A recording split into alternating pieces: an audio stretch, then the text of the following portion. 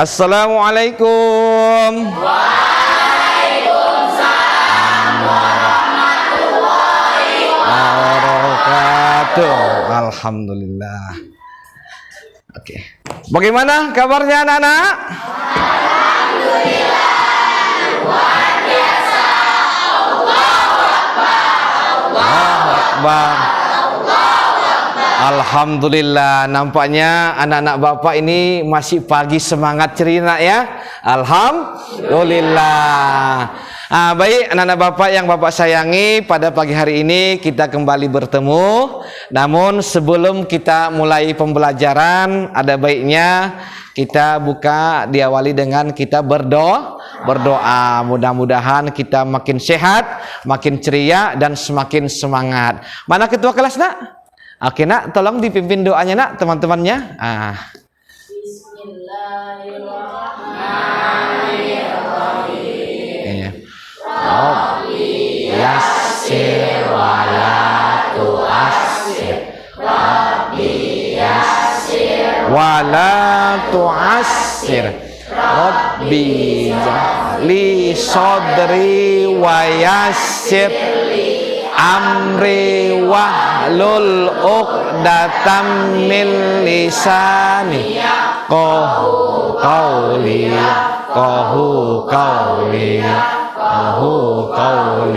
rabbi zidna ilma warzuqna fahma wa amalan sholihan maqbula walhamdulillahi rabbil alamin. Alhamdulillah ya. Baik, kepada anak Bapak kita sudah awali dengan berdoa, Nak ya. Baik, sebelum Bapak lanjutkan pelajaran, Bapak mau cek kehadiran dulu. Mana sekretaris? Sudah di absen, Nak? Siapa yang temannya yang tidak hadir? Hadir semua? Kenapa, Nak? Udah kirim surat dia kan? Udah ya, alhamdulillah. Jadi pada pertemuan kali ini kita akan melanjutkan materi kita. Tapi sebelumnya Bapak mau tanya, materi bab 1 yang lalu tentang fikih kita tentang apa, Nak?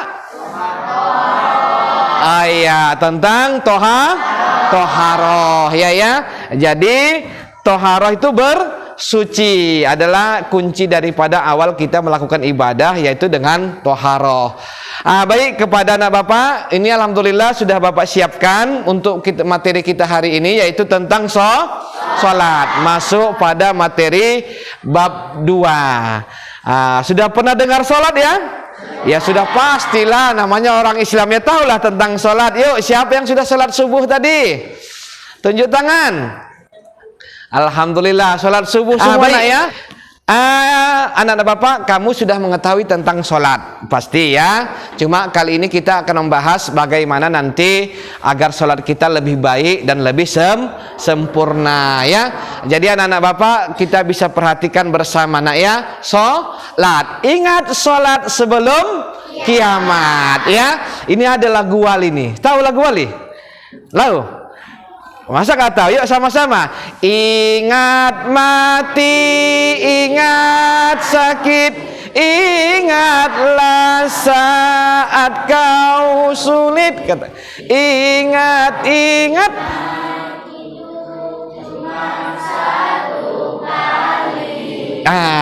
Guys, terusnya ya. Sholat. Ini kita akan bahas dulu tentang pengertian sholat ya. Oke. Apa itu? Ada yang pertama, sholat menurut etimologi. Apa Pak etimologi itu? Menurut bahasa ya. Bahasa. Ini sholat yang pertama menurut bahasa adalah doa ya. Doa ini tercantum nanti dalam surah At-Taubah. Anak-anak Bapak bisa lihat ayat 103. Itulah ya, ucapan kita, ada bacaan-bacaan yang kita baca, dan perbuatan itulah gerakan-gerakan di dalam sholat. Ada ruku, ada sujud, Nak ya, yang diawali dengan takbiratul ihram dan diakhiri dengan salam, Nak ya. Jadi dapat kita pahami, Nak ya. Jadi sholat itu adalah merupakan ibadah yang terdiri dari beberapa ucapan dan perbuatan yang diawali dengan takbiratul ihram. Itulah dia nanti Allahu Akbar. Nanti ada penjelasan lebih lanjutnya nak ya. Baik, sekarang apa sih Pak dalil yang mewajibkan tentang sholat tuh kan gitu? Ada dalilnya Pak, dasar hukumnya. Nah, siapa yang seperintahkan sholat tuh langsung Allah nak. Langsung Allah yang perintahkan nak ya. Ini terdapat di dalam Al-Quran yang berbunyi. Nah, coba kakak baca dulu. Kuat tak ya? Bismillahirrahmanirrahim. Ya ayyuhallazina amanu ruk'u wasjudu wa'budu rabbakum waf'alu khaira la'allakum tuflihun. Alhamdulillah, baik nak ya. Amalan sholatnya, apabila amalan sholatnya baik, nak ya, kalau nanti amalan sholatnya baik, insya Allah maka amal-amal lain juga akan ikut baik. Kata Rasulullah dalam hadis, inna awwalu ma yuhasabu bihil abdu yaumal qiyamati sholat. Yang pertama kali nanti dihisab di hari kiamat adalah masalah sholat. Jadi sholat itu merupakan pokok ya. Nah, kalau ibarat contoh, buktinya gimana Pak? Kalau sholat itu sebagai pokok, orang yang tidak sholat dapat menghancurkan agama, menghancurkan diri sendiri. Aurat laki-laki dari pusar sampai tulang tempurung. Ini pusat. Tulang tempurung lutut ini namanya. Ya nak? Kalau untuk perempuan seluruh tubuh aurat. Yang boleh nampak kecuali muka dan telapak tangan. Pak, kalau naik sikit sini tangannya haram Pak, berdosa. Cuma ini yang boleh nampak, ini dari ini batas ini nak ya. Oke. Terus menghadap kiblat. Mana kiblat kita? Kebetulan kita di posisi sekolah lurus nak ya. Telah tiba waktu sholat dan tidak mendahului. Maksudnya gimana Pak? Boleh nggak Pak sholat zuhur saya jam 12 azan belum berbunyi? Itu namanya mendahului. Inilah yang disebut dengan nanti takbiratul ihram. Ya, berdiri tegak menghadap kiblat. Nah, tegak bagi yang mampu. Ya, kalau seumpama nanti nggak mampu, boleh duduk. Ya contoh, dia kena penyakit stroke, nggak bisa diri, jadi nggak ada alasan meninggalkan sholat. Nggak bisa berdiri duduk, nggak bisa berduduk berbaring, nggak bisa berbaring telentang, nggak bisa telentang telungkup, nggak bisa telungkup dengan isyarat. Boleh, cuma gerakan mata. Tak bisa dengan isyarat, ya udah sholat kan berarti udah mati. Ya karena jadi tidak ada alasan untuk meninggalkan sholat ya nak ya. Yang kedua takbiratul ihram. Nah ini tadi berdiri posisinya nak ya, gambar 1. Gambar 2 itulah yang disebut takbiratul ihram. Laki-laki Allah agak renggang, perempuan rapat nak ya. Dan yang itulah disebut dengan bersedekap. Gambar 3 nak ya, inilah bersedekap. Tangan kanan menimpah tangan kiri pergelangan. Ini bersedekap ya. Jangan nanti terbata-bata ya. Nah, oke. Terus ruku'. Nah, oke. Derajat sudut gerakan sholat. Nah ya, ini ada derajatnya. Nah, ada dari 90 ini 0 derajat. Oke. Ruku' dia masuklah 90 derajat. Ruku' ini dia 90 derajat. Jadi gimana cara enak memahaminya? Yang penting nak, ini sejajar. Kira-kira kalau ada orang golek di punggung kita nggak jatuh. Kenapa nak? Datar dia, rata. Jangan kata Rasulullah ada orang seperti rukuknya rukuk keledai, nungkik kali gini, ya kan? Ada gini kali, macam muntah ya kan? Nah, jadi sejajar. Begitu juga ya.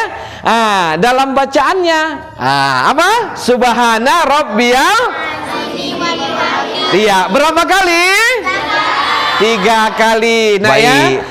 Terus apa nak? Inilah dia yang disebut dengan berdiri kembali atau rakaat yang kedua diiringi bacaan takbir Allahu Akbar, masuk rakaat kedua. Wah, sebelum berdiri disunahkan duduk sebentar seperti duduk antara 2 sujud. Gini maaf nak ya. Ini contoh kita gini kan nak, udah bangkit rakaat kedua, jangan langsung naik.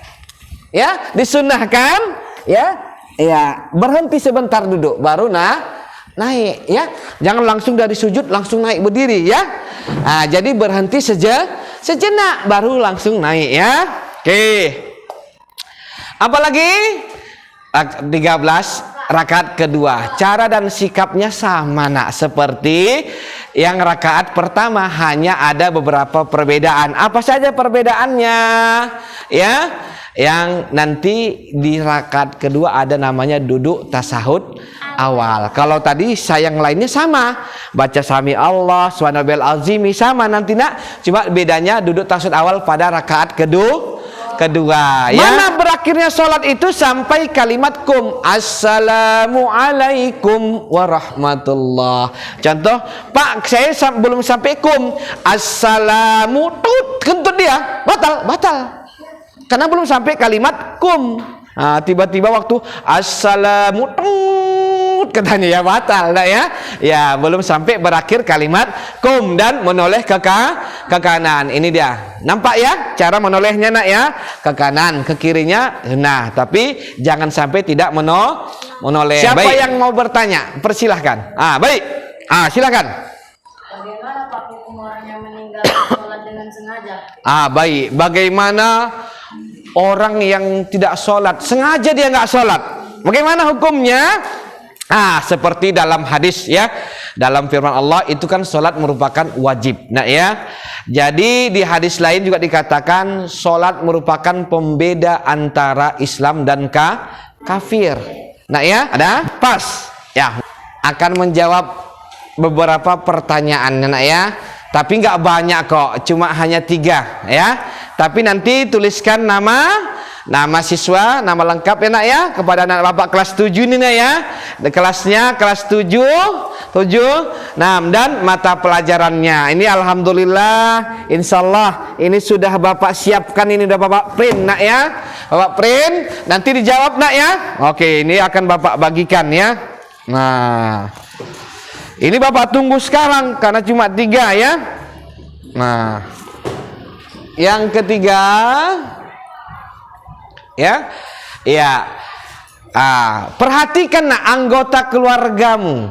Jujur aja nggak apa-apa nak. Ketika menjalankan sholat fardu, kamu amati. Boleh abang, kakak, ya nak ya, pak le, bu le, ya kan, paman, ujing, ya kan nak ya.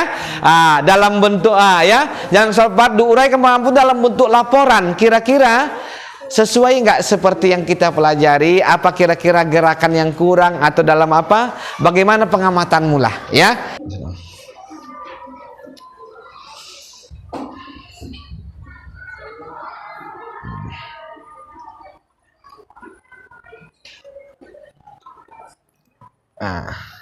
Bentar ya, udah siap? Oke, baik, alhamdulillah. Mari bapak kutip ya. Pak, udah jangan lupa buat apa tadi kan? Sudah, namanya ya. Oke. Anak-anak bapak yang bapak sayangi, mudah-mudahan pertemuan kali ini dapat membawa berkah dan manfaat bagi kita semua. Dan insyaallah pesan bapak, jangan lagi pernah tinggalkan sholat. Baik ya. Baik, mari kita akhiri pertemuan ini dengan ucapan alhamdulillahirabbil alamin. Baik, terima kasih nak ya. Bapak mohon pamit undur diri kepada anak bapak. Assalamualaikum warahmatullahi wabarakatuh. Waalaikumsalam warahmatullahi